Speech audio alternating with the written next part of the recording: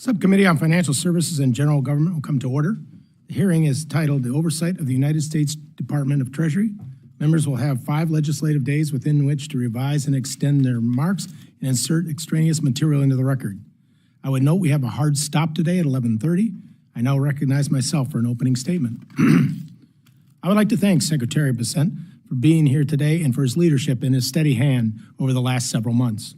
We are living in an increasingly complex world with no shortage of issues. Whether it be taxes or tariffs, right-sizing regulation, or creating a regulatory framework for digital assets, the Department of Treasury's role is fundamental to their resolution. If we think about it, this is why the Department of Treasury was created. The department is central to maintaining a strong economy, creating jobs, and promoting economic growth, both here and abroad. It was created to bolster our national security and to assure our economic stability, and it continues to thwart terrorists and criminals and protect the financial system from illicit activity every day. Fulfilling these responsibilities is no easy task. As the Department's fiscal year 2025 spending plan reveals, it takes significant resources. It starts with a strong workforce, the most updated technology, and the appropriate working conditions, including buildings that are sufficiently maintained. But this doesn't happen in a vacuum. It also takes cooperation, transparency, and accountability. As this committee looks to fund the department's future operations, we need to understand the priorities and how the department is deploying resources across its divisions and bureaus and why. There are definitely efficiencies to be identified, but changes need to be thoughtful and deliberate to ensure the department's mission is still accomplished. We need to ensure our financial system, the economy, and leadership around the world is safe, secure, and thriving. Secretary Bessent, there are and will be challenging times ahead, but I believe you are the right person at the right time to overcome those challenges. I look forward to working with you, and I now recognize the ranking member for his opening statement. Thank you very much, Mr. Chairman, and welcome, Mr. Secretary. This is our first substantive hearing dealing with the devastating actions that the Trump administration has taken in the first 3 months of 2025, actions planned and predicted by Project 2025. I look forward to having more such hearings with other agencies under our jurisdiction, especially the principles of DOGE, OMB, GSA, and OPM, which are having such profoundly negative impact on our country. What we've seen in the first 100 days of this administration is unprecedented, and so the polls tell us, disturbing to the American people. An irresponsible, incoherent tariff policy has plunged the Americans and global economies into chaos. These past 3 months, the American economy shrank for the first time since the final days of the pandemic. The stock market fell more in the first 100 days of the Trump administration than in the first 100 days of any presidency in the past half century. Consumer confidence is at lowest since May of 2020, the height of COVID-19. That uncertainty has also rattled the bond market, with investors dangerously starting to doubt the full faith and credit of the United States. Most importantly, Americans are hurting. Families see their costs going up. Retirees watch their life savings losing value. Small business owners and farmers risk going under as they struggle to navigate ever-changing tariffs. Our economy is in chaos, and so I think is our government. Donald Trump, Russell Vought, and Elon Musk are orchestrating an illegal purge of our federal employees. They clearly had a lot of ideas on how to remove these people and dismantle these programs as quickly as possible. Sadly, they had no clue, in my view, as to the devastating consequences of their actions on our country, our government, our allies, and the professionals we rely on to serve the American people. I am particularly concerned about the Internal Revenue Service, which has been severely understaffed and underfunded for decades. So far, the Trump administration has forced the IRS to cut as many as 11,443 employees, or over 11% of its staff. That includes 6,700 workers who were fired at the height of this most recent tax session. Now the administration is planning to reduce the IRS workforce, I understand, by another 40,000 jobs, or 40%. That includes up to half of the IRS enforcement staff. Additionally, Trump's 2026 budget cuts funding for the IRS by 20%. These actions at IRS, in my view, and every other government office, have bludgeoned morale, destroyed efficiency, and increased waste. Cutting back on IRS enforcement makes it easier for the wealthiest individuals and corporations to cheat on their taxes and get out of paying what they owe. That, of course, increases what others pay and explodes the deficit. As the President and congressional Republicans undermine the ability to enforce our existing tax code, they are also pursuing massive tax cuts for the wealthiest among us. Furthermore, DOGE operatives are rifling through IRS databases that contain Americans' sensitive information, including their financial history, Social Security numbers, immigration status, and more. The story is the same across the federal government. Americans are reeling from this uncertainty in their economy and in their government. They need answers. More than that, they need an adult in the room. That is the role I hope the Treasury Department plays, and Mr. Secretary, in particular, yourself. The economy and markets do not lie. We all depend on the Treasury Secretary to communicate clearly and transparently to the President, the Congress, the American people, and indeed the world. I've mentioned tariffs and the IRS, but I'm also eager to hear, Mr. Secretary, from you about our economic approach to the Russian-Ukraine war, especially in light of last week's mineral deal and recent questions about our sanctions regime on Russia. Former Secretary Mnuchin, whom I believe you know, sir, and I disagreed on some things, but we still found ways to work in a bipartisan fashion to inspire confidence in the economy. Mr. Secretary, I look forward to doing the same with you. Thank you, Mr. Chairman. Thank you, Mr. Hoyer. Today we welcome the testimony of the Honorable Scott Bessent, Secretary of the United States Department of Treasury. Secretary, without objection, your written testimony will be entered into the record. That in mind, we ask you to please summarize your opening statement in 5 minutes. Good. Thank you, Mr. Chairman, the Congressman Hoyer, Ranking Member, the Chairman Joyce, Ranking Member Hoyer, and members of the subcommittee. I'm grateful to join you today. Treasury is eager to work with members of Congress to fund key priorities to strengthen our economy, and we look forward to coordinating with you on the President's budget as soon as it is released. Today, I wish to highlight the Department's efforts to boost U.S. economic growth, improve government efficiency, and target illicit actors that threaten our national security. The core components of the Trump economic agenda are trade, tax cuts, and deregulation. These are not standalone policies. They are interlocking parts of an engine designed to drive economic growth and domestic manufacturing. Tax cuts and cost savings from deregulation raise real incomes for families and businesses. Tariffs create an incentive for reshoring jobs and fair trade. And deregulation complements tariffs by making it easier to invest in energy and manufacturing projects. Already, this agenda is bearing fruit. In the first 100 days of the new administration, 464,000 new jobs were added to the economy. In April alone, over 177,000 American jobs were added, more than 40,000 more than economists predicted. All the while, unemployment remains low while real hourly wages continue to grow. As important as spurring job growth is wrangling inflation. And in this endeavor, the administration continues to make tangible progress. The CPI for energy goods declined in March, as did the price index for core goods. And the CPI for all items declined for the first time since the COVID pandemic. While the cost of goods is decreasing, so are energy prices. Complementary to our efforts to grow American prosperity, we are focused on improving efficiency across all levels of government, but especially the IRS. We just concluded a successful tax filing season, but the IRS still needs significant reforms to deliver efficient and cost-friendly results for the American people. In this endeavor, we have successfully cut $2 billion from the IRS IT budget without any operational disruptions.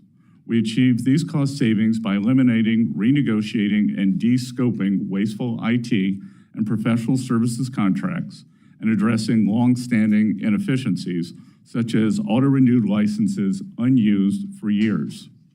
This intervention alone will save taxpayers hundreds of millions of dollars each year.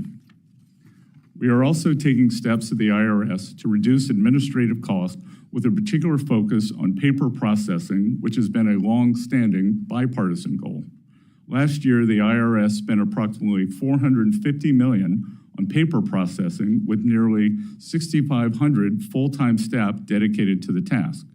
Through policy changes and automation, Treasury aims to reduce this expense to under $20 million by the end of President Trump's second term.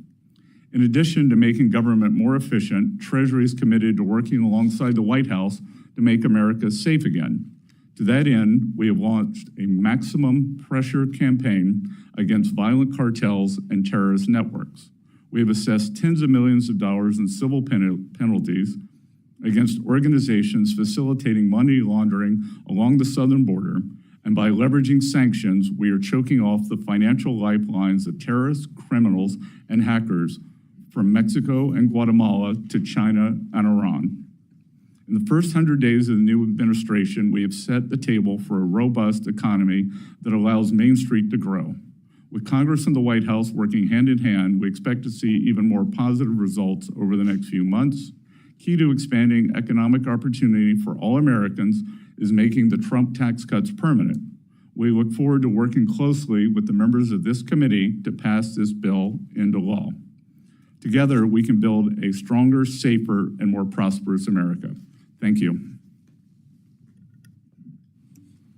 Thank you, Mr. Secretary. I now recognize myself for the first questions. Secretary, let's fast forward a year. Where do you see the U.S. with respect to tariffs and the overarching strategy? Do you anticipate all trade deals being bilateral, or could there be multi-country trade pacts of which groups of countries agree to a tariff schedule? Mr. Chairman, this will be path dependent on our trade partners. As I've said before, there are 18 very important trading relationships. We are currently negotiating with 17 of those trading partners. China, we have not engaged in negotiations with as of yet. So I expect that we can see a substantial reduction in the tariffs that we are being charged, as well as non-tariff barriers, currency manipulation, and the subsidies of both labor and capital investment. So that is proceeding very well. Many of our trading partners have approached us with very good offers, and we are in the process of renegotiating those. With the economy, I would say that this is a three-legged stool: trade, tax, and deregulation. Trade was first. The House, according to Speaker Johnson, expects to move their portion of the bill over to the Senate on or about the Memorial Day, so we're looking forward to that. And then deregulation necessarily takes longer to affect the economy, but I would expect in the third and fourth quarters, we would see substantial benefits from deregulation that by this time last year could be at full force. We've seen a few numbers discussed in terms of how many countries with whom you have started tariff negotiations. What is the actual number and what is the status of those negotiations? How many deals do you anticipate by the end of the year, in the first quarter of 2026 or the second quarter? And what are the biggest challenges you see to negotiating tariffs and getting trade deals done? Again, sir, approximately 97 or 98% of our trade deficit is with 15 countries. 18% of the countries are our major trading partners. And I would be surprised that if we don't have more than 80 or 90% of those wrapped up by the end of the year. And that may be much sooner.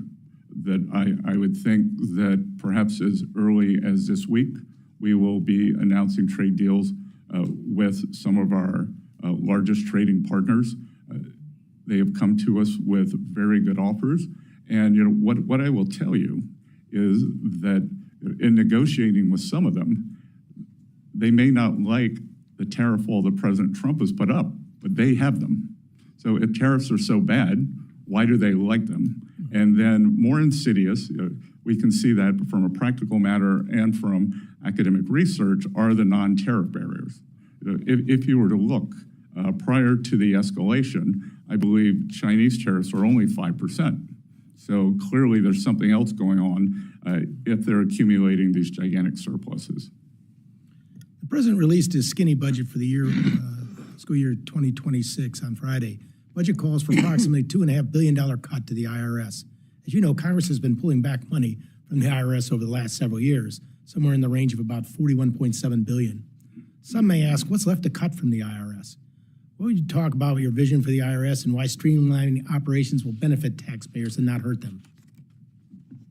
Well, Mr. Chairman, the IRS is 30 years behind on an IT modernization project where perhaps up to $50 billion of taxpayer money has been wasted. We are right-sizing that. So the substantial decrease in the IRS budget is largely in IT.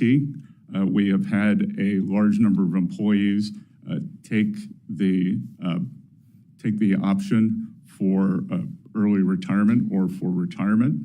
And again, let's look at the numbers. We are just taking the IRS back to where it was before the IRA bill substantially bloated the personnel and the infrastructure. Thank you. And now recognize Ranking Member Hoyer for any questions he may have. Mr. Chairman, let me ask you a broader question, Mr. Secretary, at the outset. The President has been talking about recession and the acceptance of a recession in the short term. Do you believe we're in a recession now? Congressman, I believe in data, and there is nothing in the data that shows that we are in a recession. As a matter of fact, the jobs report has surprised to the upside. The job report, of course, less than the average for the Biden administration last in 2024. But the GDP went down this first quarter of the Trump administration. If we have a negative growth in the second quarter, which is, I suppose, the traditional definition of a recession, would you agree that we are in that recession of which the president speaks? Congressman, these economic numbers are noisy and subject to substantial revision. So I, having looked at a detailed analysis, would believe that the first quarter GDP would be revised upward. And I would also, with regards to your remark about where we were last year, we were spending 6.7%. We had a 6.7% fiscal deficit, the largest we've ever had during peacetime or non-recessionary times. So the easy thing would be to keep spending, to keep the economy running on an unsustainable path of government spending. Let me remark, because you mentioned this, I think, in our meeting. We had a spending problem, not a revenue problem. I want to talk about the revenue problem. Let me suggest to you, my view is it's neither a revenue nor a spending problem, it's a pay-for problem. If we would pay for what we buy, whether it's defense or non-defense, we wouldn't increase the deficit. So I think looking at, I'm a big proponent of paying as you go. Unfortunately, we haven't pursued that on either side of the aisle, maybe for different objectives. Let me go to IRS. You probably know these figures, and these are somewhat old at this point in time. But what they reflect, as you will see, is a substantial decrease in the resources of the IRS, particularly in enforcement. As the blue representing an increase in filings, the orange representing the nominal, and the dotted line, the net actual value of the funding for IRS, particularly enforcement. The budget proposes substantial cuts. Have you or anybody done analysis of the ramifications of those cuts, both in the short term and in the long term, in terms of your ability to collect revenue. Let me paraphrase, not paraphrase, but give a, in your discussions, you said you were not going to sabotage, that we had in my office, sabotage collections.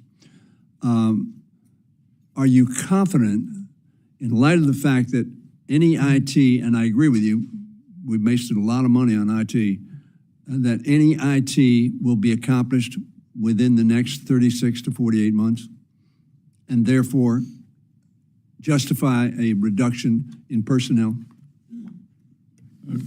Congressman, let me work backwards there. So I am confident that we will make substantial progress in the IT and right-size the payment system, the collections system. As I've repeatedly said, my priorities are collections, privacy, and customer service. And again, the substantial increase in the enforcement group, there is nothing that shows historically that by bringing in unseasoned the collections agents that results in more collections or high-end collections. It would be like sending in a junior high school student to try to do a college level class. That becoming a high-end IRS collections agent is something that one grows into.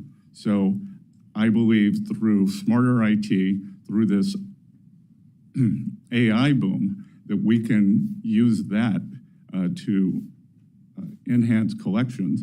And I would expect that collections would continue to be very robust as they were this year.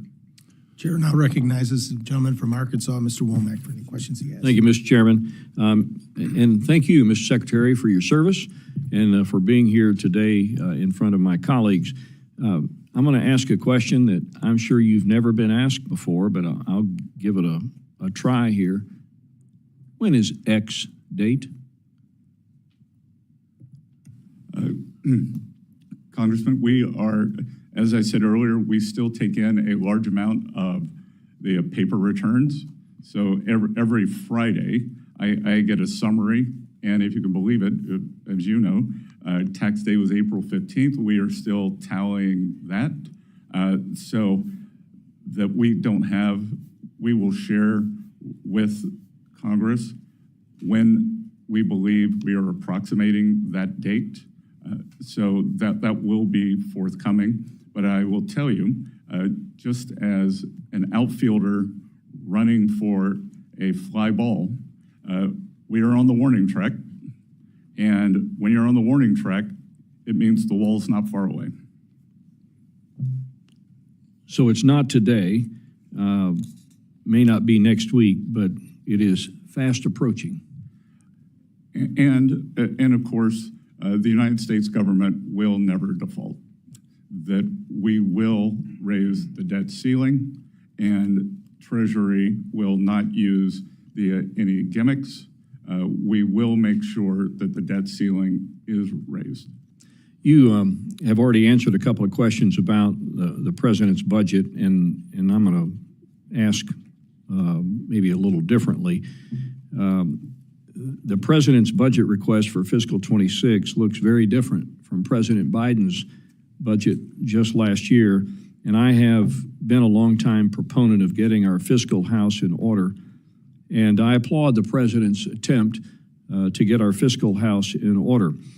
During my tenure as chairman of the House Budget Committee many years ago, I co-chaired the Joint Select Committee on Budget and Appropriations Process Reform, and many of our recommendations are included in Trump's requests. It's no secret we're heading toward a big and needed change within the federal bureaucracy. That said, his budget request for the Treasury is $11.5 billion compared to FY25 enacted at 14.2. Now that's a 19% decrease. You've already mentioned that we have savings achieved in contracts regarding IT services and this sort of thing, and we've saved the American public a lot. But you've also said that IT remains one of our biggest challenges, particularly within the IRS. So how is it that you're going to operate with a smaller budget that still serves the needs of the American people? Sir, part of that has been bringing people back to the office. So on March 10th, we reinstituted a work from your office program. And again, I think it's going to be efficiency. We have asked for more money for many of the priorities. The Treasury Foreign Intelligence Network and the Office of Foreign Asset Control, OFAC. So we will be keeping the American people safer. And again, we think through efficiency gains, the federal government historically does not have productivity increases. And as I've continually pointed out, DOGE is the Office of Government Efficiency, not the Office of Government Extinction or Eradication. So I think that it is not a big leap to do much more with less. Are there $2.5 billion worth of efficiencies? Well, again, just two of it is in the IT department. And if you were to look, Treasury processes about 1.5 billion payments per year, which is like a mid-sized U.S. regional bank. We have had many of these banks come in and talk to us about their payment programs, and their departments are 1/10 the size and 1/10 the budget. So allowing for the redundancies that we would need as a government agency, then we think that we do need to be bigger and more fulsome, but there are substantial savings to be had.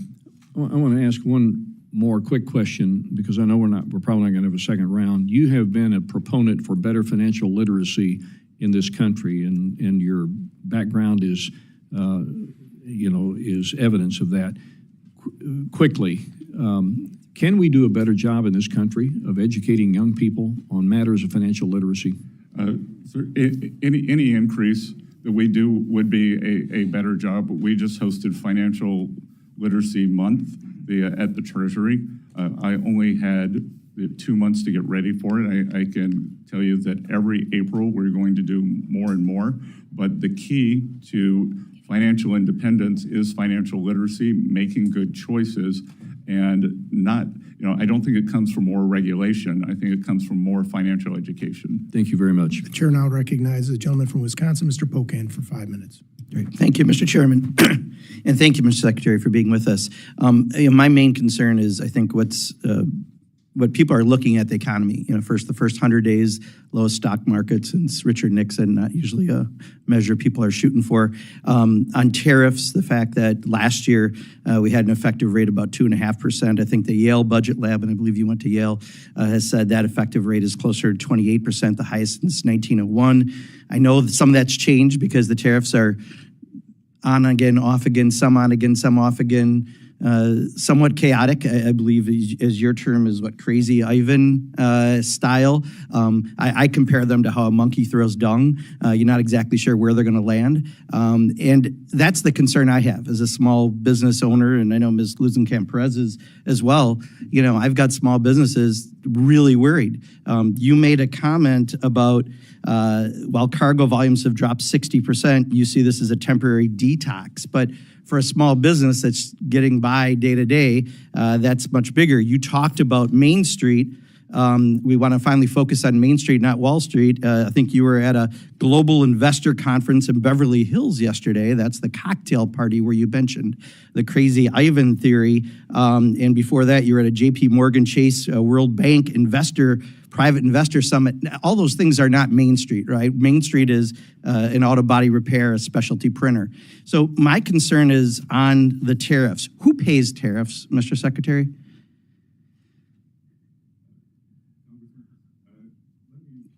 No. Answer the questions I asked, please. I only have 5 minutes. Who pays tariffs? Sorry, well. Who pays tariffs? Sorry, Mr. Secretary, please. Excuse me. The question is very simply, who pays tariffs, Mr. Chairman? The- I'd like him to answer that question. Well, He wants to answer other questions. well, Congressman, if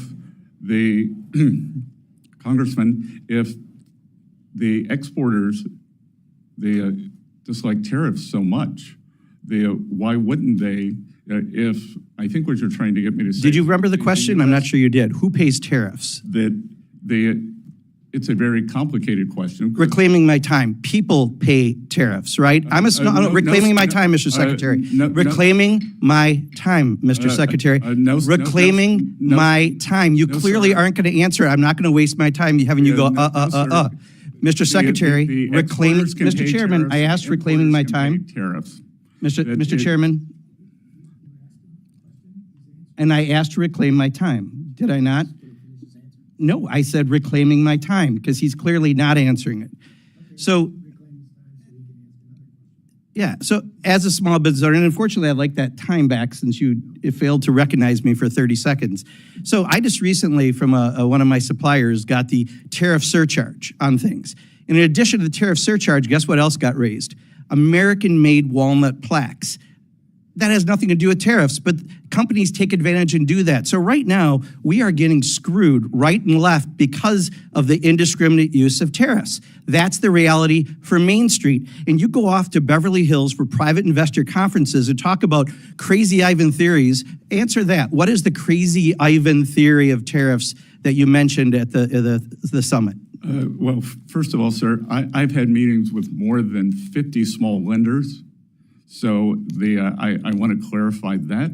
I would also say that in game theory, strategic uncertainty, of which you seem to like the name Crazy Ivan. Well, it's your words, correct? Didn't you use Crazy Ivan at the? Well, you've used it 5 times. And answer the question, Mr. Chairman. I am saying the strategic uncertainty is part of negotiations. Should we say, here's what we'll accept. Please take this. Okay, I've got your answer. Thank you. I'm going to reclaim my time again. So for a small business, we don't have that luxury, right? When the ports are empty in California and we can't get goods and people are stocking up for Christmas goods, Crazy Ivan is great for, please don't take this offense, really rich people like you, but for people like me, it's not, right? That's what makes small businesses fail. That's what makes people lose their jobs. That's what makes the stock market tank. So I'll ask one more time, who pays tariffs? Sir, the history would show that it is a complicated mix of who pays the tariffs over various times. So that's exactly the problem. If your answer, and you are a very educated person, you have a very impressive bio, cannot answer the question who pays tariffs because you won't answer that, and you say it's a complicated issue. It's not complicated. Consumers pay Trump's tariff tax. That's the reality. And I'll yield back, Mr. Chairman, but I do think next time if I ask to yield back, I would appreciate having my time yield back. Chair now recognizes the gentle lady from Iowa, Ms. Hinson. Thank you, Mr. Chairman. Good morning, Mr. Secretary. Thank you so much for taking the time to come and answer our questions. I appreciate what the Trump administration is doing to try to level the playing field for American consumers and restore our economy to where it needs to be. So I really appreciate the work that you were doing to make that happen, Mr. Secretary. And I certainly, as an appropriator, recognize the importance of making sure that every tax dollar is spent appropriately, and I appreciate your opening comments as such. So with that, the GAO estimates the federal government loses between $233 and $521 billion annually to fraud. Those are alarming numbers, hard-earned tax dollars just wasted.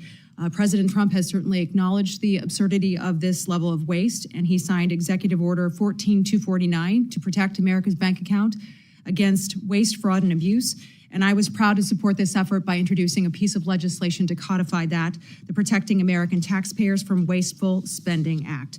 One of the provisions of this EO is directed at your department, the Department of Treasury, to establish pre-certification and pre-award procedures across the federal government to prevent fraud and improper payments. So can you define for the committee today what an improper payment is and some examples of what you're seeing and why these procedures were not already in place before, Mr. Secretary?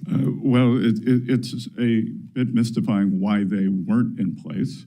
And what we are seeing is that there was a very complacent upper level of management in many departments across the entire government. What I can say at Treasury, that of the 1.5 billion payments we send out every year, they're required to have something called a TAS, a Treasury account symbol. We discovered that more than one third of those payments did not have a TAS number. So as the Appropriations Committee, you should be shocked by that, because how can a payment be tracked back to an appropriation? Only through the TAS number. So there was no accountability. So that is why the 450 organizations that sit above Treasury, where Treasury acts as the paymaster, are unable to pass an audit. So we have cracked down on that. Every payment now requires a TAS number. Very simple. And I will tell you that the mid-level employees who I have had come into Treasury to talk to me about that feel liberated.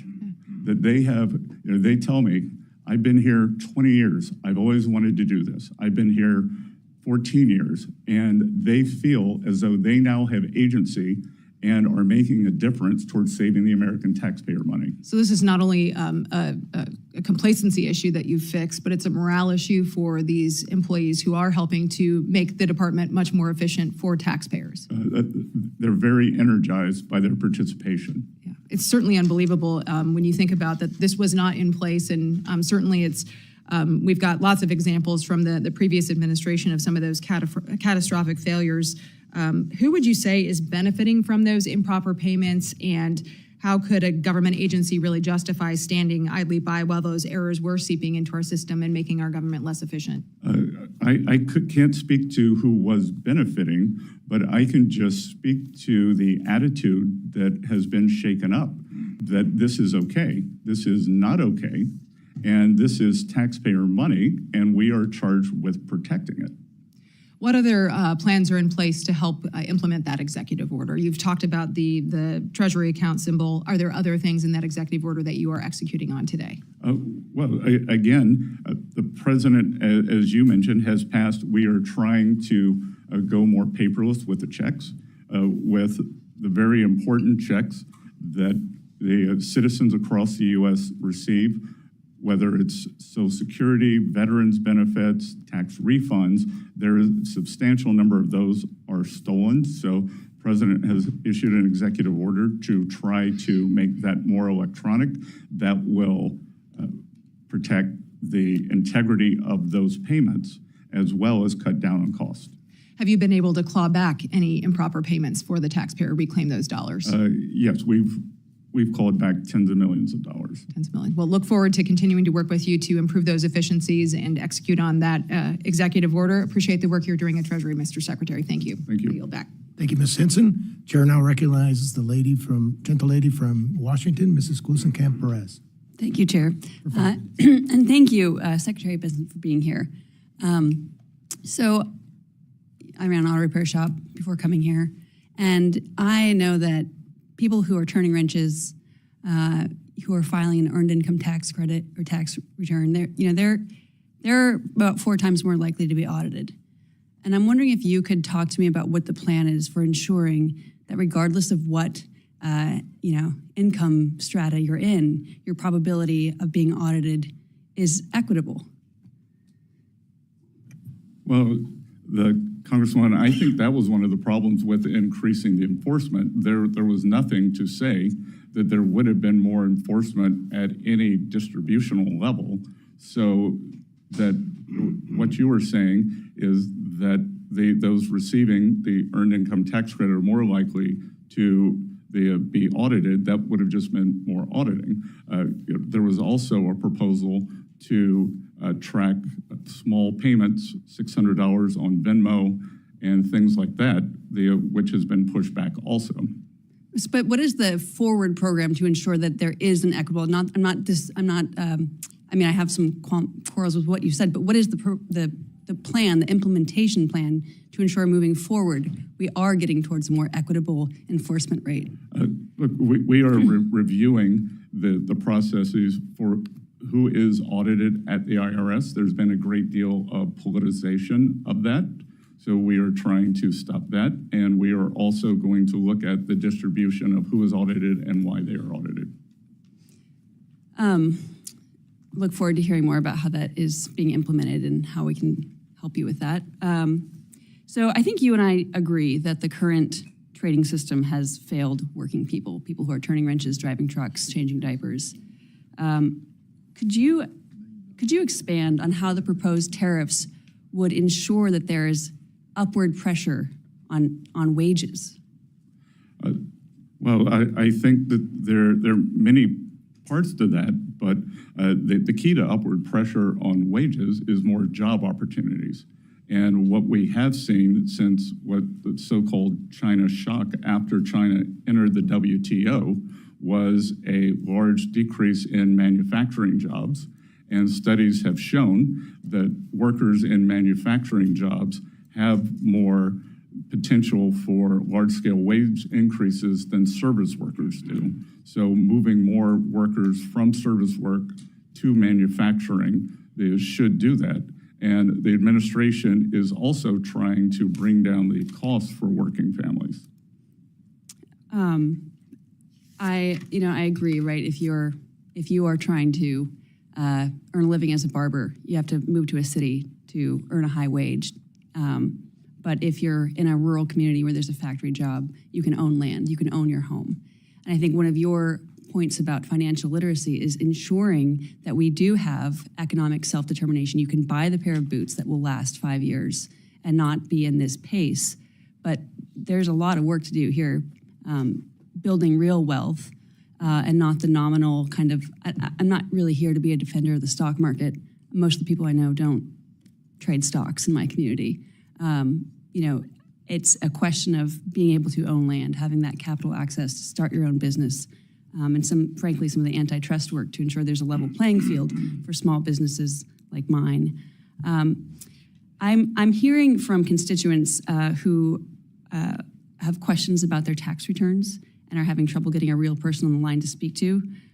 What can we do? What is your plan for decreasing wait times, for having somebody be able to actually talk to a human being when they call the IRS? Well, again, this goes back to my three priorities: collection, privacy, and customer service. So we are moving money into customer service at the IRS. And it's almost imaginable that the phone banks had the same number of operators 24/7, 365 days a year. So if one of your constituents called on Christmas Eve, they'd probably get through because there were so many idle phones. If they called on April 14th, there was no surge to help them. So, as President Trump has repeatedly said, this is a common sense administration. So we're going to have common sense for the IRS. Playoff season is for the first, from January 15th to April 15th, game days April 15th, and we're going to make sure that it's better staffed then. Thank you. I yield back. Thank you very much. Chair now recognizes the gentleman from Texas, Mr. Cloud, for his 5 minutes of questions. Thank you, Chairman, and thank you, Mr. Secretary, for being here. I think it was Albert Einstein who said that you can't solve problems with the same kind of thinking you used when you created them. And that's one of the things I certainly appreciate about you and the Trump administration and what you're bringing to the table.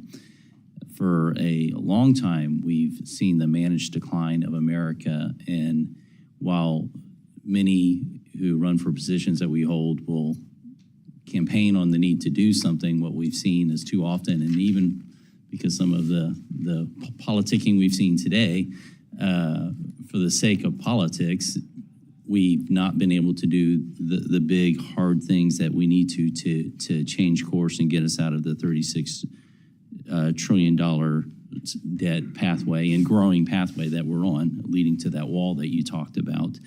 The American people have watched this all play out, realizing that their nation's been in decline and seeing what they thought was kind of the promise that if we put the experts in charge, they would run the government, we would have a regulatory pattern that worked, the wealth gap would close, America would be strong, and that has not happened. What did the experts get wrong that you're correcting? Well, sir, under President Trump's first administration, the wealth gap did close. That the bottom 50% of households by net worth saw their net worth increase substantially more than the top 10%. And we are aiming to do that again. That under President Trump's first term, hourly workers' wage gains were higher than supervisory workers. And look, what people got wrong was the shock. And there was this terrible policy of, it was essentially compensate the losers. And I do not think that the American workers are losers. They were simply cast aside as the necessary collateral damage in this unfettered free trade. And the free trade is not always fair trade, and we can see that from the large surpluses that these countries are accumulating on the other side. So we are aiming for fair trade to bring back high-paying precision manufacturing jobs to the U.S., and we are doing that. We're using tariffs, but we were also using the substantial deregulation, energy dominance. So we want to continue to make the U.S. an even more attractive location for manufacturing. It's interesting you talk about manufacturing. I think it was in 2008, the intelligence community put out a report. I talk about it a lot because they said the greatest transition of wealth, power, and influence is happening right now. And this was some years ago. They said we expect it to continue, and it was going from the Western countries to the Eastern countries. And they said it was happening because we were sending manufacturing overseas and we were sending oil and gas revenues overseas. And yet they said it was like an unsolvable solution, yet we have the Trump administration who's coming in and solving what seems to be not an easy solution, but a very clear solution in bringing manufacturing back and bringing oil and gas back. And appreciate it. I wanted to ask you, because there was a comment about the bond markets, and certainly that's really is a concern. We need to make sure that they stay strong and that the dollar stays strong. Are the bond markets more affected by the tariffs and the concern we see in them now? Are they more affected by the tariffs or out of control debt and the fact that Congress can't seem to get our fiscal house in order? Well, you know, I will tell you that the large stock of government debt is why I'm sitting here now, as opposed to back in the private sector. I became so alarmed by what was going on under the previous administration, this deficit that we had, highest ever, that when we weren't at war or weren't in a recession, and it's unsustainable. And I thought it was deeply cynical. And if we'd done it, if we'd continued it, then we would have gone into a malaise where we couldn't grow ourselves out. We would have probably been forced into looking more like a European-style economy, very high government spending, lack of innovation, and lack of mobility. And that would matter for us here at home, but certainly even for the world, because we've kind of been the innovation engine of the world. Yes, sir. But what we've created in the U.S. is this barbell economy, and the Trump administration is attempting to remedy that. On one side, we have financial services and the tech sector, which are forward-looking and the envy of the world. On the other side, we are a natural resources economy led by energy, which the previous administration, they stopped permitting for LNG facilities. But the arc in between is what we are missing, are these manufacturing jobs, and that's what we are trying to bring back. Thank you, Mr. Secretary. Thank you. The chair now recognizes the gentleman from Maryland, Mr. Ivey, for 5 minutes of question.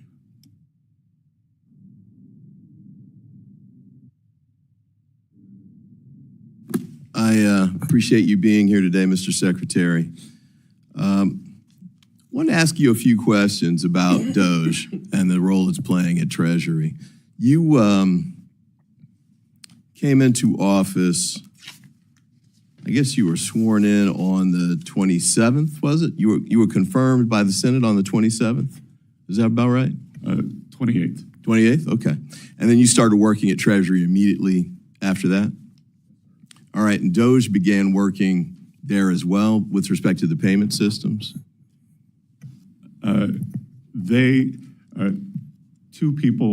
Two individuals from DOGE who were actually Treasury employees were on site. Okay. I believe you were approached by the highest ranking career official at Treasury, David Lebrick. Am I pronouncing his name correctly? I believe it's Lubrick. Lebrick? Okay.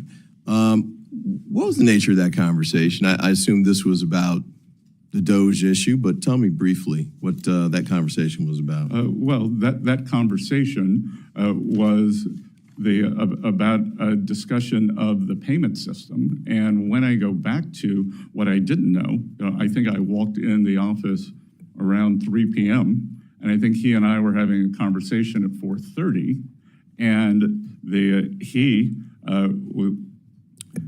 I got to ask for the short version. Oh, no.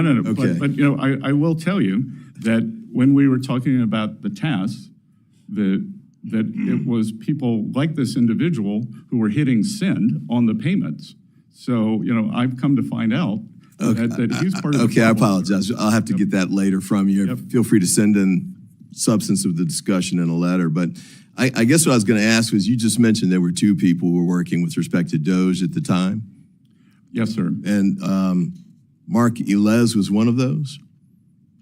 I'm not sure. Not sure? You're not familiar with that name? I don't recall that name. I interviewed Tom Krause and personally recommended him to work at Treasury. Okay. Well, Mr. Elez had worked at Mr. Musk's SpaceX company. And the Wall Street Journal issued a story, I think around February 7th, that talked about statements that Mr. Elez had made in the prior year. One was, you could not pay me to marry outside my ethnicity. Another was that he wanted to normalize Indian hate. The third was, just for the record, I was racist before it was cool. And another was, I just want a eugenic immigration policy. Is that too much to ask? This man resigned shortly after that article was published, but you don't recall him being there? Congressman, I did not recall that individual's name, but that individual was terminated. He was terminated, okay. Well, I appreciate that. Although it appears that he then later turned up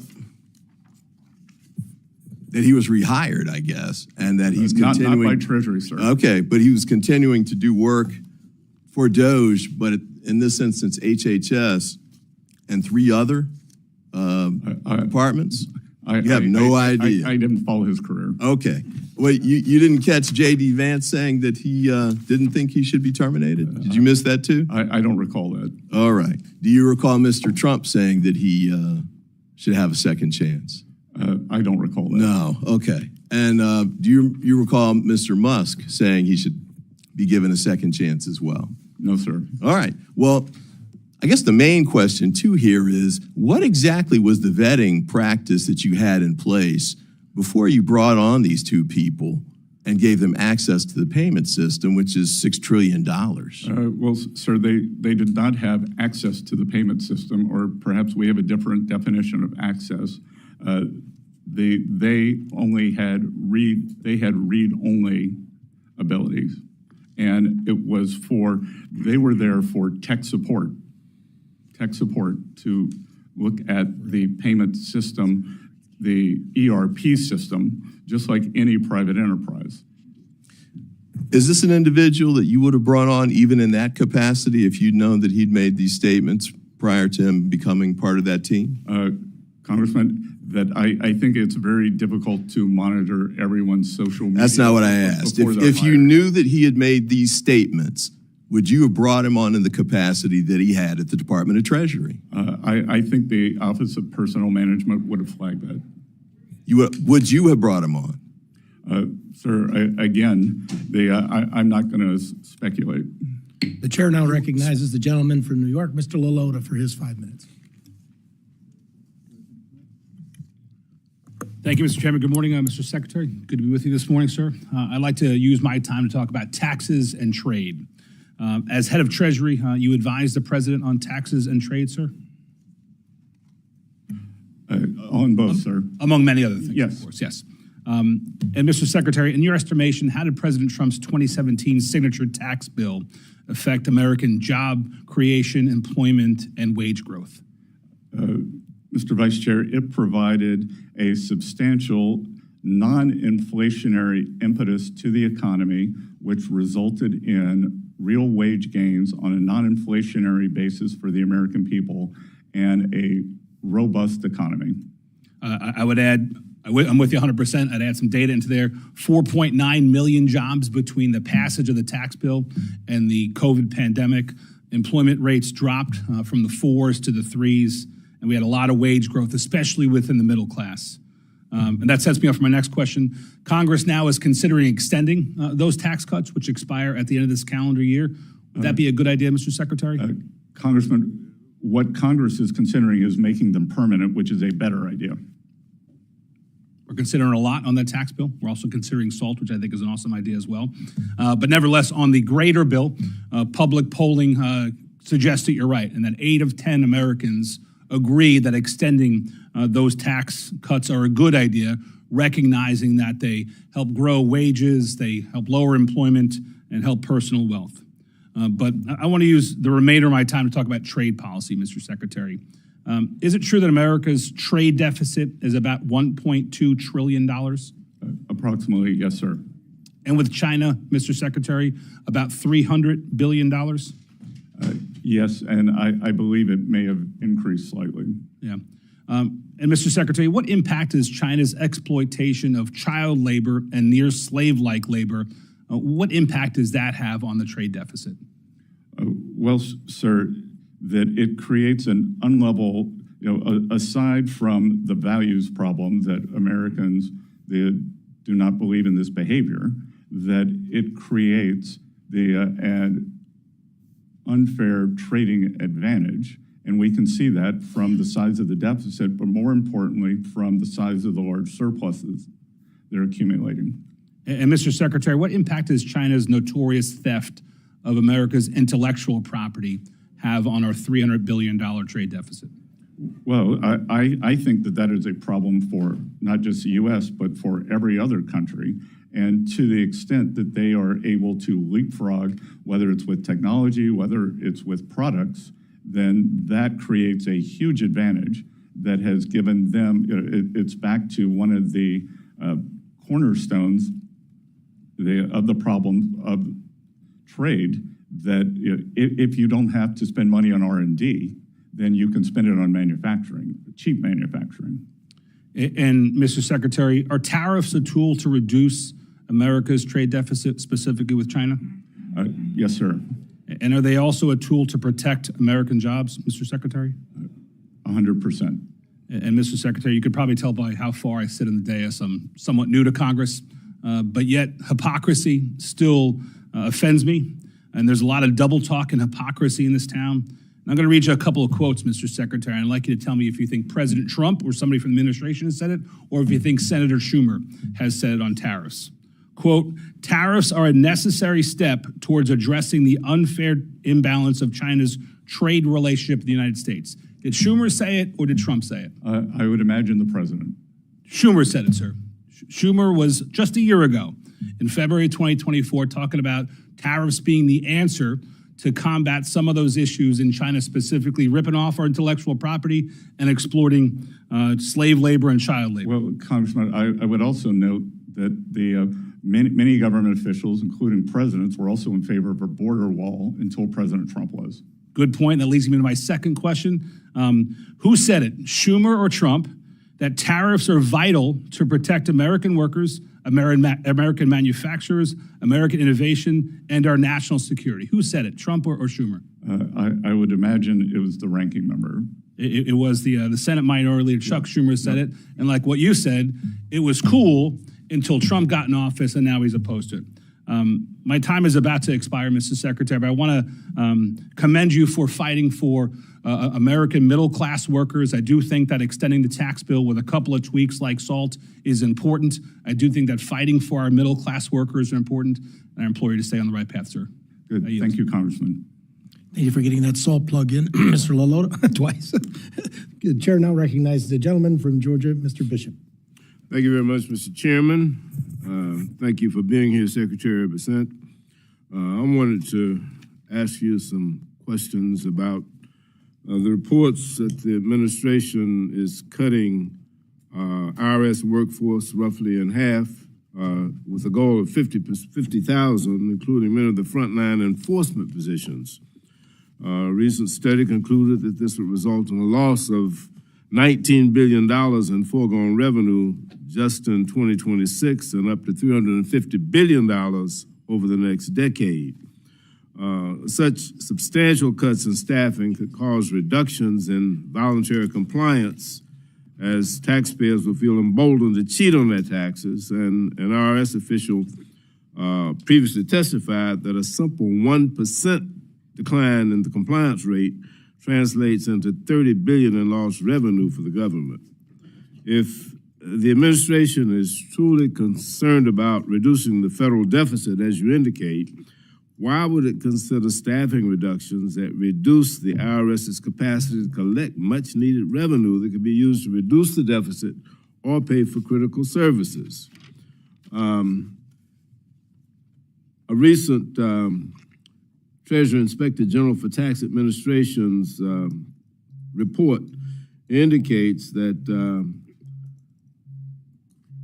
the IRS compliance workforce would be drastically hit 31%, with revenue officers 18%.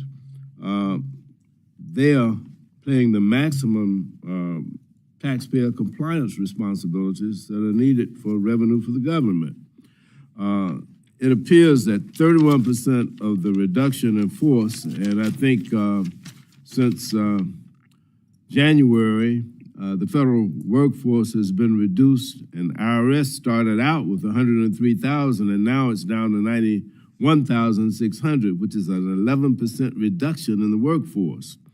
That's 31% loss in revenue agents, 18% loss in revenue officers, 10% loss in contact representatives, and 10% loss in tax examiners. It seems to be really, really foolish to pursue that. Can you tell me why that makes sense? Briefly.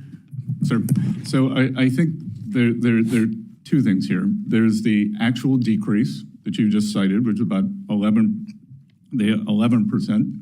And then if you could tell me where you're getting this number that there's going to be a 40 or 50. The IG's report. Sorry? The IG's report. There's going to be a 40 or 50% decrease because, sir, I will tell you. That was the goal. But before I took this job, I didn't particularly like the term fake news. Now that I have it, I think it's probably not strong enough. Okay, because on March 22nd, let me change the subject. Let me move to another subject, Mr. Secretary. Thank you. Mm-hmm. If you want to elaborate, you can send us. I'll be happy to have my office. Let me say that since this administration has come to the White House, the price of groceries has increased by 0.5% in only 2 months. According to a recent report by the Groundwork Collective, the price of meat, poultry, fish, and eggs has grown the fastest, up 2.9% since January of 2025. Eggs at a record high of $6.23 a dozen, up from 26% in January 25 alone. What is the administration doing to bring down the cost of food? What is the administration doing to ensure that the impact of the tariffs don't disproportionately fall on our nation's farmers? I've got a list of headlines from farmers all across the country that are complaining about the impact of the tariffs on their capacity to sell their products. Can you tell me what the administration is doing to bring down the cost of food? Well, a couple of things, Congressman. First of all, you may or may not know I am a farmer. Secondly, that we inherited a momentum. Food prices, like monetary policy, have long and variable lead times. The price of eggs was up substantially during the Biden administration. It has been brought down 52% in the past few months. And it just went up the last 2 months. I just told you. No, sir, I think that's not 100%. Since January. accurate. And finally, we are What is 6%? we are bringing down energy cost, and energy cost, transportation is one of the single biggest factors in food pricing. So diesel prices across the country have come down, and that will result in lower food prices. Chair now recognizes the gentleman from North Carolina, Mr. Edwards, for any questions he may. Thank you, Mr. Chair. Mr. Secretary, thanks for being with us this afternoon. Earlier this year, I co-sponsored a bill, the Anti-CBDC Surveillance State Act, that would prevent the Federal Reserve from issuing central bank digital currency. Many of the folks that I represent are concerned about the security of such a currency and the privacy of their information were such a currency to be used. Can you give me your perspective and maybe the administration's perspective on the place for digital currency? Sir, we believe that digital assets belong in the private sector. And my personal view is that having a central bank digital currency is a sign of weakness, not strength, because really the reason, if there is a reserve, say a reserve manager or a foreign central bank holds US dollars, then there is a wide variety of US assets they can invest in. You would create a central bank digital currency just for ease of use because there are no good choices for underlying assets. And so you're saying you would not be in favor of the Federal Reserve issuing such a currency? No, sir. Right. Thank you. Can you tell us real quick, at what point do you believe that our debt levels would no longer be sustainable?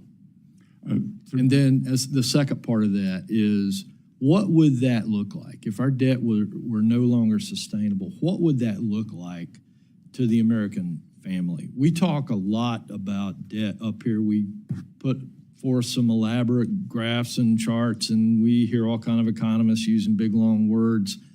I need to be able to describe to the people back at home what that might look like in their lives were we no longer sustainable. Well, it would look like a sudden stop in the economy as the credit would disappear, as markets would lose confidence. And I'm committed to that not happening. And again, a tipping point in debt sustainability is very difficult to pinpoint, but what is not difficult to pinpoint is a trajectory. And the trajectory is unsustainable when and if the markets were to rebel against is very difficult to know.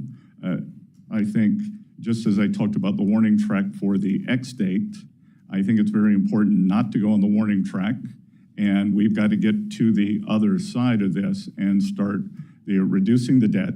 And the debt numbers are indeed scary, but the Secretary Yellen and I both agree that it is the debt to GDP that is the important number. So we are trying to both control the absolute level of debt, pay it down, but also grow the GDP.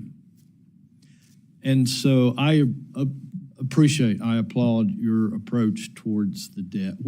Give us an idea of where is that tipping point? How close do you think that we might be to that? Again, sir, I think what the market, having been in markets for 35 or 40 years, what the market is more concerned about is a trajectory. Are you on a trajectory that is unsustainable, or are you, as we said during COVID, bending the curve? So the goal here is to both bend the curve, but to grow the denominator and use growth and spending constraint to solve this problem. And thank you for that. And as part of the president's cabinet and seeing more inside what's taking place than any of the rest of us, what role would you say that DOGE is playing right now in prolonging that tipping point and reversing our fiscal trend? Well, I think DOGE or any other measure to constrain the spending is admirable, important, and necessary. And if we don't do that, as I've said, ranking member, they mentioned it, we do not have a revenue problem, we have a spending problem, and we have to bring this spending under control. Thank you. I've got just a few seconds. Can you tell us what keeps you up at night regarding cyber threats to our Treasury system? Well, it's cyber threats across the entire financial system, sir. And that's why at Treasury, we are leading the effort for more resilience within the entire financial system, whether it's across the banking system, the payment system, and the Treasury system. As you would have seen, Treasury was hacked last year. We've just discovered an OCC hack that discovered last year. So these hacks are real and dangerous. Thank you, Mr. Chair. I'll yield. Thank you. The chair now recognizes the ranking member of the full committee, Mrs. DeLauro, for any questions that she may have for 5 minutes. Thank you very much, Mr. Chairman. My apologies for being late, and apologies to you, Mr. Secretary, but lots of hearings happening here. So just a couple of points, and then I want to ask my question. It's just a follow-up on this IRS piece. I think it's very interesting that, well, first of all, I totally disagree with you, Mr. Secretary. We have a revenue problem, and that's where the IRS comes in. And we think about the debt. We think about the $2.3 trillion that was the debt really built up with the tax cuts to the wealthiest and the biggest corporations in 2017. We're now looking at an additional $4.5 trillion in tax cuts, which are making their way to, again, the richest and to the biggest corporations. That is debt. And that is something that I don't know about yourself and others in the administration who refuse to see that kind of debt. And the almost unbelievable piece of this is the IRS 2024. We invested in it, able to recover more than $1.1 billion from roughly 1,600 millionaires. Projected at the time that investments in high-end enforcement data and analytics that an additional $851 billion would result in revenue over the next 10 years. The Inspector General has said IRS lost 30% of auditors under Elon Musk's illegal purge. People who are wanting to ensure that millionaires and billionaires are paying their taxes. And the issue is that we're going to pay for those taxes by taking it out of the hide of Medicaid and of children, of low-wage workers, and of seniors. The issue that I want to try to get to, well, I'm going to make another point, is your comments on your recent comments that seem to call into question the vitality of the textile industry in the United States and national security. I applaud the administration for the steps they've taken on de minimis and closing down that loophole. I think it was very, very important to do this. We need to go further. It needs to be applied to all countries, not just to China. But unbelievable commentary on the U.S. textile industry provides good jobs across this country, particularly in rural areas. The supply chain directly employed 471,000 workers, produced roughly $64 billion in product in 2024. Let me get to my question with only 2 minutes to go here. This is the dealing with standing up for a mechanism in the U.S. to screen our investments in China, to ensure capital, technology, and know-how are not fueling the capabilities of the Chinese Communist Party. I've had a bipartisan bill to do that for years, helped negotiate the bipartisan bill that nearly passed last year, and I strongly support executive action to address the issue. In fact, we got appropriated funding for Treasury to implement the executive order on outbound investment. Mr. Secretary, I understand that the administration is currently reviewing the executive order. There's a clear bipartisan consensus on the need for an outbound mechanism of that screening regime. Let me ask you, do you support the implementation of such a regime? Thank you, Congressman. This is a very, very important issue. The Outbound Security Program is an important new tool in our effort to restrict the PRC from exploiting U.S. investment. The program just began a few months ago, and we are learning and we anticipate gaining important visibility into U.S. persons' investments involving PRC entities. We appreciate the interest from Congress, and while legislation is important and helpful, I would like some time for our process to inform any legislation. We would like any legislation to be both flexible and durable. Well, you know, in your confirmation hearing in January, you noted, and this is a quote, "We should have a very rigorous screening process for U.S. investments in key sectors that could go to China." And in March, you said, "We will make sure that our outbound investment doesn't get used against us. We are going to continue investigating this and where necessary to block it." I heard your answer, and quite frankly, it sounds a little bit wishy-washy. I want to be clear about this. You have expressed support for outbound investment for months now. Has that changed in any way? What's the status of the administration's review of that order? What about the timeline on this, because it's an important issue? And can you commit that your department will enforce this executive order to its fullest extent? I have not changed my position. As I said, we are looking at what is working, what isn't, and how the best enforcement mechanisms. And when a bill comes forward, again, we want it to be fulsome and durable, and a 2025 bill for all the nuance that goes with this. Well, I'm out of time, but please understand, we have bipartisan support.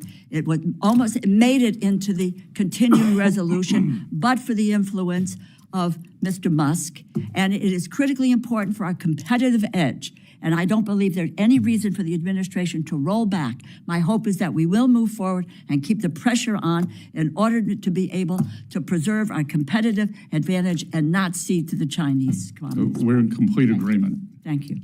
Thank you, Mr. Chairman. I would not want to interfere with that bipartisan moment. Okay. And it's bipartisan legislation, as you know. I appreciate that. Great piece of legislation.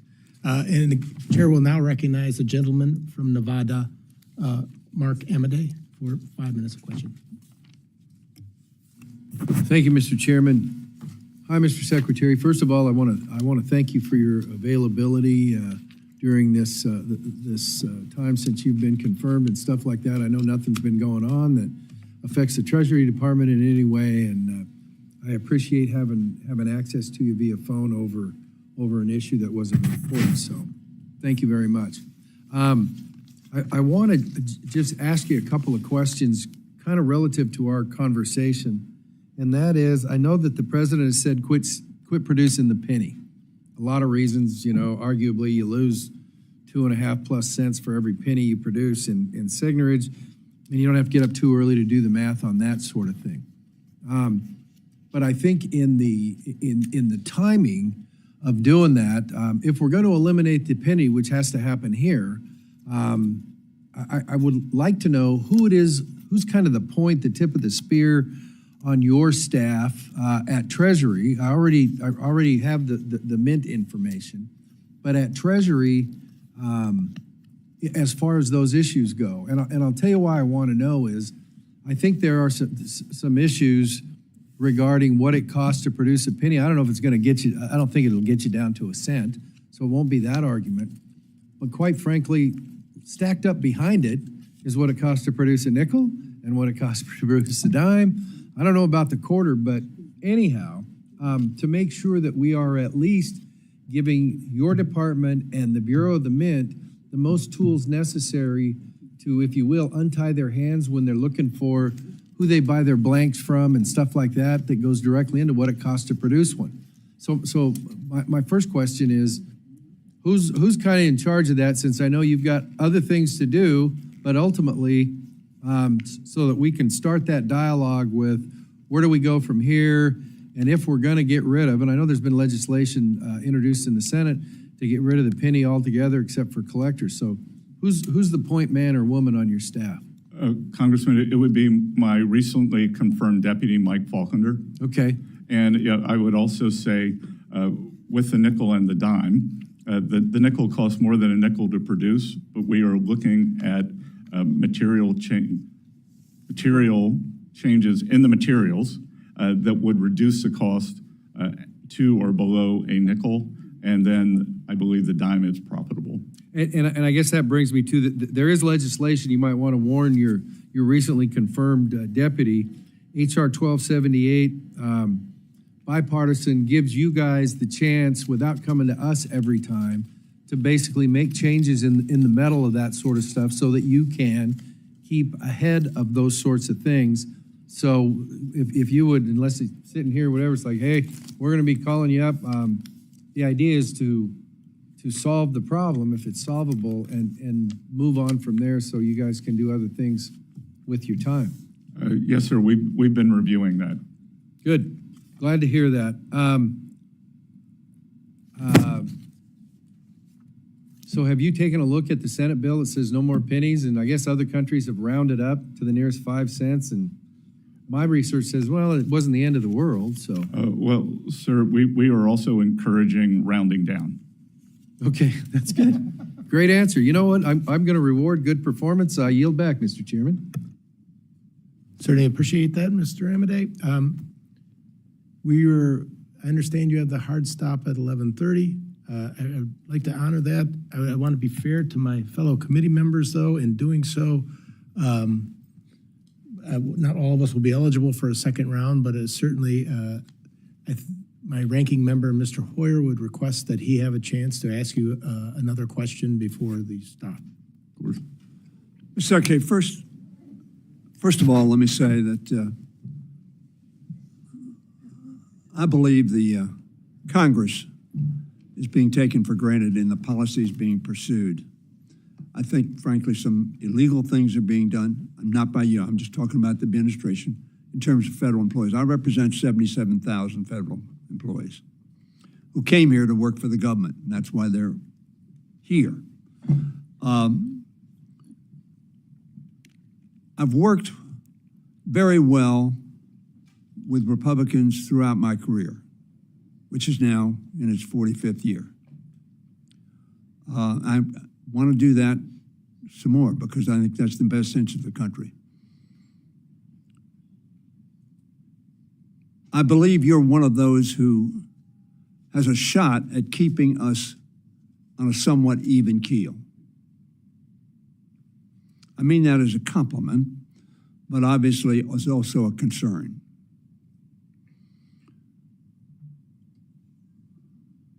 When you say, and I want to reiterate this, that we have a spending problem, and I retort to you, no, what we have is a paying for problem. If I make $1 million, I can spend $999,000 less taxes. But if I make $500,000, I spend $1 million. That is a paying problem because I don't pay for it and I accumulate debt. That's how debt goes. Now, I was here in the Reagan administration some period of time ago. We were told that the tax cuts that were passed in 1981 were going to pay for themselves. They did not. It perhaps will surprise you, maybe you know this figure. The largest increase in the national debt was under Ronald Reagan, the only president who had a triple-digit, 189% increase in the national debt during the course of his term.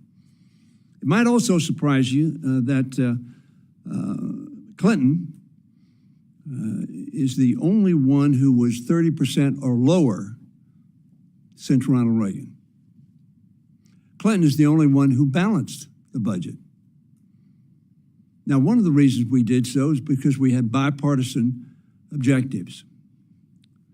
The Republicans wanted to cut taxes, which is their mantra, and we wanted to invest, as we call it, as opposed to spending, in children's education, in people's health care, in safety, et cetera, et cetera. If we continue this logic that we have a spending problem and discount taxes as spending, when we did the tax increase under in 2017, you may recall, the Republicans gave themselves a $1.5 trillion headroom. The reason it was limited to that is because the senator from Tennessee wouldn't go higher than that. So in other words, a $1.5 trillion unpaid for headroom to give a tax cut. That is spending because you're cutting prices while increasing costs. That's what causes deficits. Some of my Republican friends, I'm a strong supporter of national defense, but I do not delude myself that raising $150 billion in national defense expenses don't cost taxes. We don't have $150 billion to either cut taxes with or to spend money with, so we borrow. And when my friend talks about hypocrisy, we all know if you spend more than you get, you go into debt. And that's what we do as a country on both sides of the aisle. And we need people like yourself to be honest with those with whom you work and honest with the Congress of the United States in terms of the ramifications of the actions. I know you are a strong supporter of permanent increase. You're not a strong supporter of paying for it. And you can cut all of non-defense discretionary spending, and you won't get there. And this game that Mr. Musk has played, he had no sense of the ramifications of the actions he's taken. He knew how to do it. He was prepared. As one article in the Atlantic Journal said, the blitzkrieg, which our speaker calls flooding the zone, been pretty effective at that, just trying to watch where the ball is and see if you can respond. But Mr. Secretary, I have a lot of questions. I'm going to send them to you, ask them to you, and would like to take some time with you on that. I have great respect for your background and your abilities. And I am really praying that you will bring a voice of reason and rationality to our deliberations. My time is over, and I appreciate the chairman's forbearance. But this is serious business. Very serious business. And I agree with you. A $37 trillion debt is not sustainable. And we all have to do it, but we have to do it together. That's the only way it will get done. Thank you, Mr. Chairman. Thank you. You have a response, Mr. Secretary? Congressman, thank you for that. And I would note that while President Reagan substantially increased the defense budget, the Clinton administration was able to capitalize on the peace dividend. But as you said, the defense budget dropped dramatically post the fall of the Iron Curtain, which contributed to the fiscal soundness. And through, as you said, through bipartisanship, working with Speaker Gingrich, they worked together. So I would hope that we could do that again. Which, by the way, cost Gingrich's job. The right wing of his party was incensed that he did that. And what it did was had a rational policy because both sides participated. So, the senator from Tennessee is actually my neighbor. So I see him quite often. And look, there are ramifications here. And you're not talking about any current senators from Tennessee. He's left. No, I know. Yeah, okay. Senator Corker. Make sure we had the right Tennessean. Senator Corker. Yes. Yes. Is my neighbor. So, and I look forward to inviting a bipartisan solution. Thank you, sir. With that, our time is concluded. I'd like to thank you, Secretary Bessent, for being here today. There may be some members, as the Ranking Member Hoyer has indicated, who have questions. We're going to submit those questions for the record. And we ask any of the, please submit those questions to the subcommittee staff within the next 7 days. I would ask that you try to respond to them within the next 15 business days after receipt. Thank you. With that, the subcommittee stands adjourned. Thank you.